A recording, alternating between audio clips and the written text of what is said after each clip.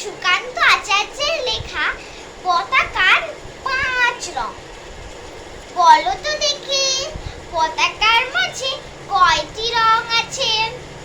শিক্ষক এসে শুধালেন হেসে তৃতীয় শ্রেণীর কাছে। একসাথে মিলে সব ছেলে বলে চিৎকার করে জোরে, 3টি বর্ণ রয়েছে লাগানো জাতীয় পতাকা জুড়ে। শ্রেণীর পিছনে বেঞ্চের কোণে শিশু ছিল এক বসে। পতাকার মাঝে 5 রং আছে, বলল সে মৃদু ভাষে।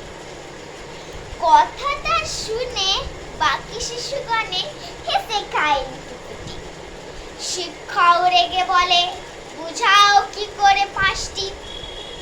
মাথা নিচু করে ভয়াত্মক স্বরে সরল শিশুটি বলে, ওপরে গেরুয়া, মাঝখানে সাদা, সবুজ আছে তার তলে, আর আছে গোলাকার চাকা, নীল রং আছে তা। শিক্ষক বলে, একে ধরলে মোট হলো 4টি।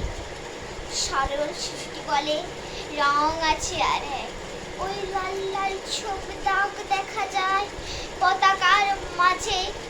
বাবাকে যখন আনলে ওরা ওই কফিনের ঢাকা খুলে, জড়ানো রয়েছে দেহখানা তার পতাকার ফুলে।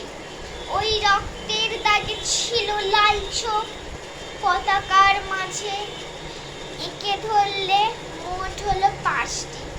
এবার তো ঠিক আছে। সরল শিশুটির জবাবখানি কাঁপিয়ে দিল বুক, অশ্রু এলো নয়ন ভরে, শুকনো হলো মুখ। আজও যারা দেশের জন্য করেছে বলিদান, স্বাধীনতার শহীদ সমর ওদের অমর প্রাণ। হয়েছে স্বাধীন, পেরিয়ে গেছে 78টি বছর। দেশ বাঁচাতে যাচ্ছে যে প্রাণ, রাখছে কি তার খবর? দেশ বাঁচাতে যাচ্ছে যে প্রাণ,